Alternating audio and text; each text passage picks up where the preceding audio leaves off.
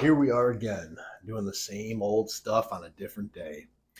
So, while using my BPC the other day, I was pretty sleepy when I woke up in the morning, and I think I stuck the needle too far into the joint because it caused massive elbow pain after that, and I still have it.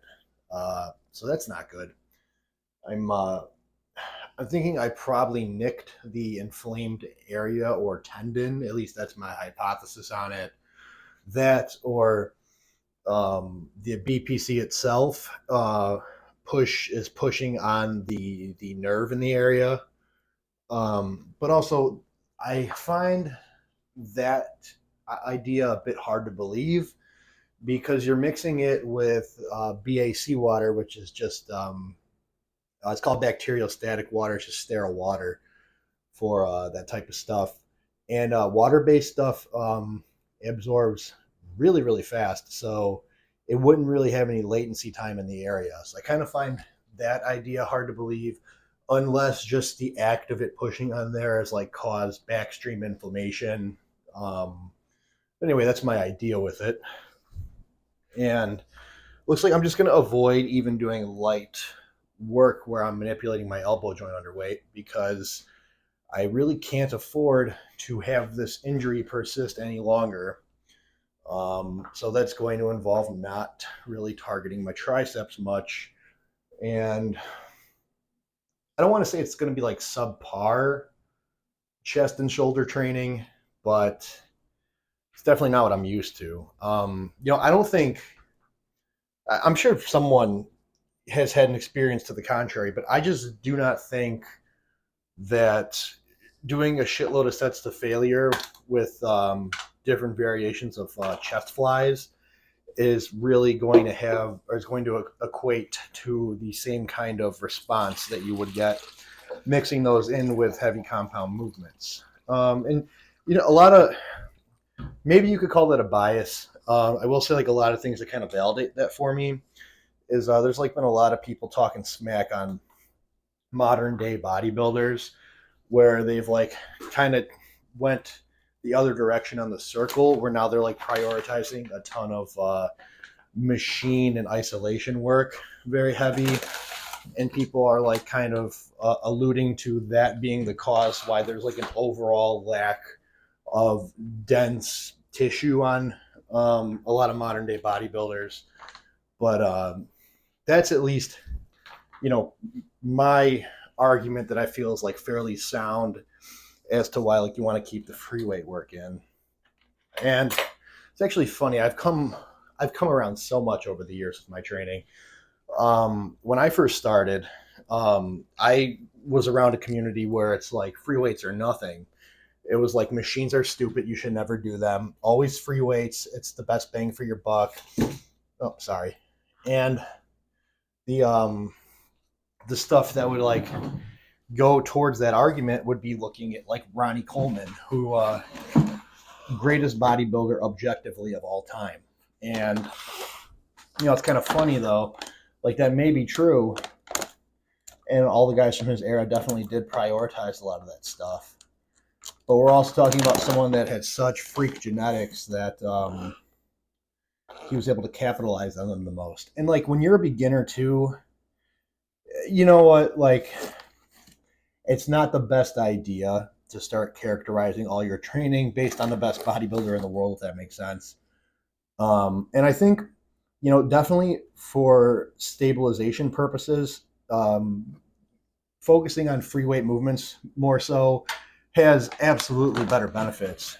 At the same time, I feel like when I was starting out, I didn't really have any adaptation or ability to contract my muscles to their fullest or hold tension throughout an entire lift. And that's a lot harder to train that skill doing only free weight stuff, whereas you can do a machine movement that's in a fixed pattern. And because of that, you're really able to create the most tension in the most tension in the contracted position, or hold it throughout, maybe I should say would be a better way to put it. But yeah, like if I could go back, I wish I would have been more open-minded to incorporating a variety of different things.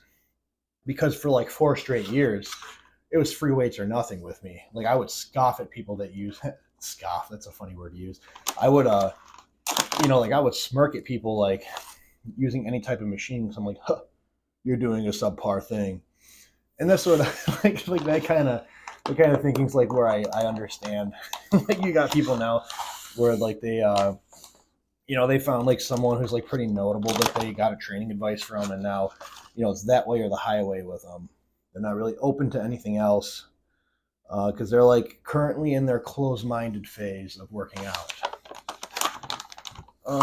And I've said it a million times. It's not good to be there. It's not good to stay there. And some people don't grow out of it. But you can't speak for everyone. You can't let that stuff get under your skin. If I spent all my time being fixated on bad press and comments, I'd never get anything done.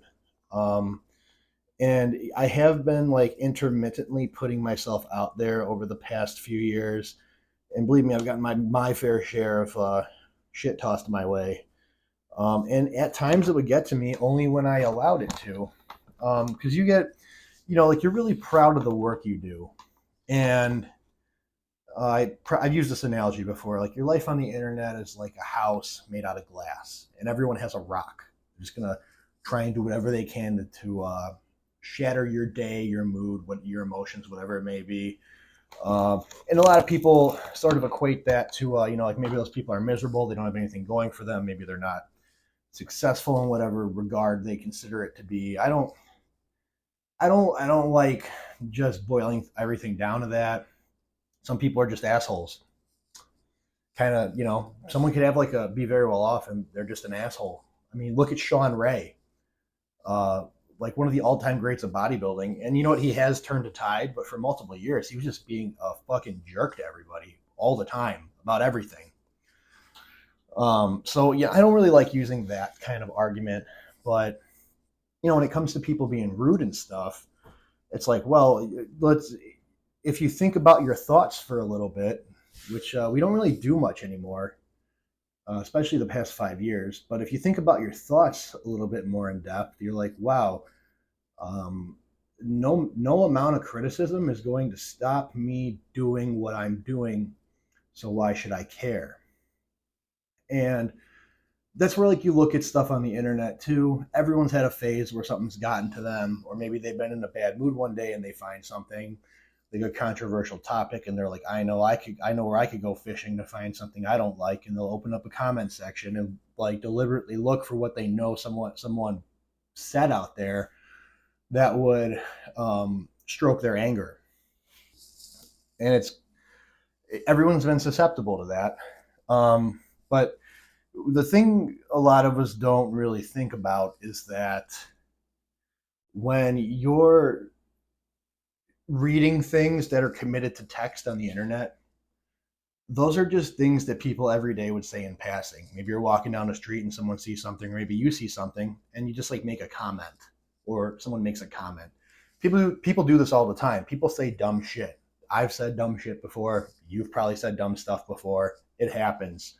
But when people are committing it to writing, it's like that extra little bit of sting out there, but you could just take it as like some jerk making a dumb comment. And that's really what it comes down to. And believe me, like I'm not saying people are not miserable and hateful and jealous and all that. Like those people do exist. Just good not to generalize it all like that, because I feel like when you start generalizing all behavior in one direction, you're kind of limiting your ability to think deeply about things. It's kind of like if you ever seen like content from women on the internet, or I'm saying like content either from women or about women on the internet, and someone makes like a valid point to the contrary or some degree. The common thing nowadays is call them an incel, basement dweller, like any variety of things, to kind of just discredit and not think about the point. And people do that quite a bit. I mean, that's not the only example, obviously, but I think it's a good one. And people do that pretty repeatedly all the time. and you're kind of limiting your ability to think very deeply about things. I actually I heard someone say something really insightful the other day, and it was that it's gotten so bad. Well, I almost dropped this tub of carb powder I'm messing with. It's there's been such a big stimulus push the past few years, and maybe that was exacerbated by the pandemic. But now people are they're stimulating their mind with one piece of content and immediately jumping to the next. So much so that people have or are like very well on their way to not thinking about their thoughts.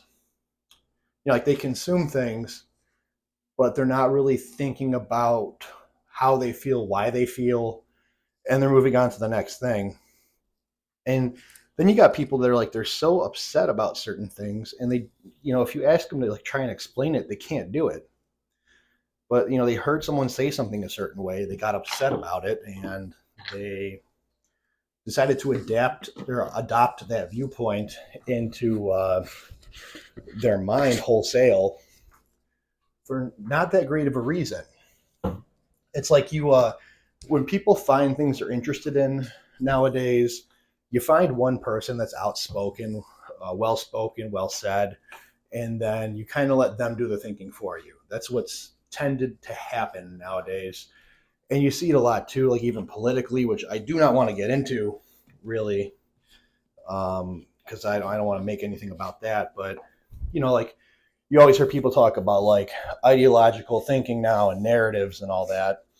And it's like, yeah, because like now, human beings are, evolved to be in groups with each other and have a community aspect. And it's become such a dumpster fire nowadays where like you have to agree to every talking point within the group you're in or you're exiled from it, because it's gotten that extreme in a lot of cases.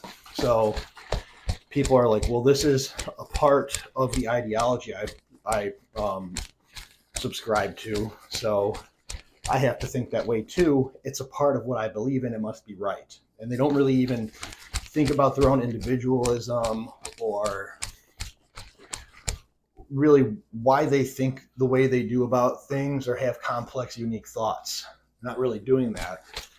Just if I can outsource my ability to think about things to a well-spoken individual out there, well, they're doing the thinking for me now, and I'm going to recite talking points off of everything they said.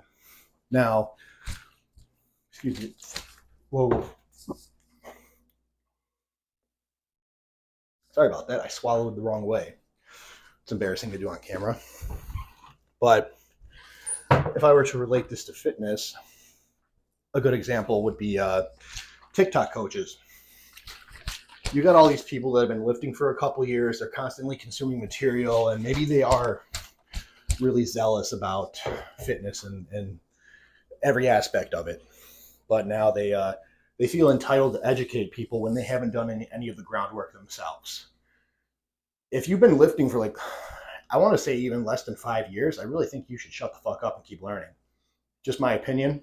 There's no problem like throwing out things you discover with your friends and stuff, but like if you're making a platform where you're going to like hardcore discuss ideas in an aggressive manner, alluding to your way is correct and everyone else is wrong, doing things like that and having no results, no commendable results yourself to these things, you're really a fraud.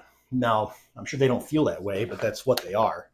You got TikTok coaches that have been lifting for a couple of years. They have a big following because they say trendy things and they kind of rattle off the same few things you hear a lot of other people say and then mix in their own ill thought out ideas into it. And you have that coupled with the fact that everyone out there, it's so saturated, everyone wants to be a little bit different. So if you say a lot of the right things and then throw out some wacky ideas, you got people that don't know any better now believing the wacky ideas too. And they're like, well, this is different. It must work more. People aren't taking enough time to actually look at the people saying it and being like, you haven't really collected any accolades yourself or have a physique that is outstanding enough for this to validate it. And people play on they play on naiveness, naivety. They play on that. I don't know. I was struggling on that word. They play on naivety all the time with people because you have newer individuals and they see someone who might maybe has good structure, they're ripped, they have genetically round muscles, but they're not that big. But these people are taking all their videos and pictures in extreme downlighting to show any minute separation they may possibly have on their body. And they're like, well, this person's in shape. They must know well. Completely forgetting the fact that that person weighs 160 pounds. They weigh 160 pounds. They don't really have shit on them. You don't have development. You don't have size. You're really not even as lean as you're portraying yourself. But people are unknowingly ignorant to the trickery at play with these things. They go on listening to all this. They reach out to someone. That person now makes money under the guise of helping people. And maybe they do want to help people, but do you really think someone without the experience is going to make any remarkable ground with you at all? You have someone who's been lifting for a couple of years. What works for them is all they know. They don't know how to deal with complex issues of different human beings and different human bodies. They have no fucking clue. They just know what worked for them to a minute degree, very small degree. They have an overinflated ego due to likes, and therefore they think that they know best, and they're willing to make up answers instead of saying things like, I don't know, when someone asks a question they're not sure about.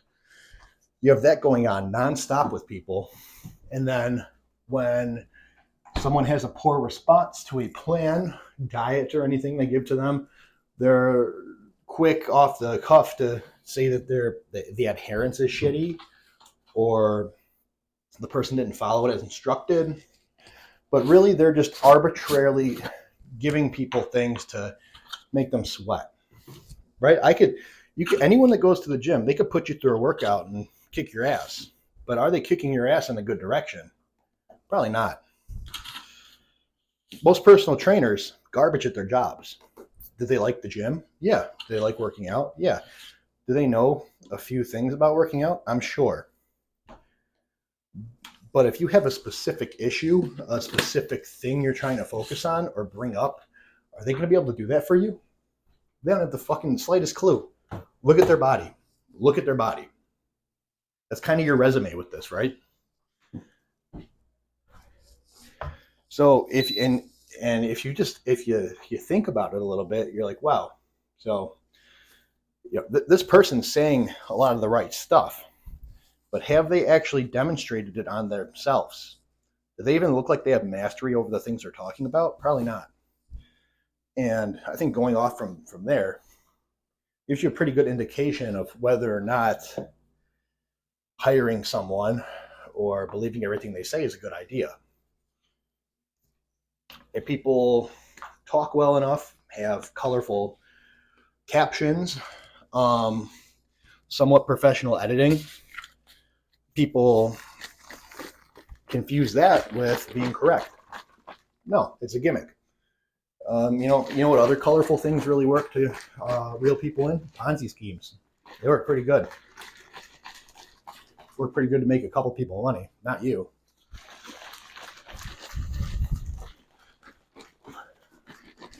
I think it's good to pick a couple areas you want to improve on, find a few different outlooks on it, and then think about it.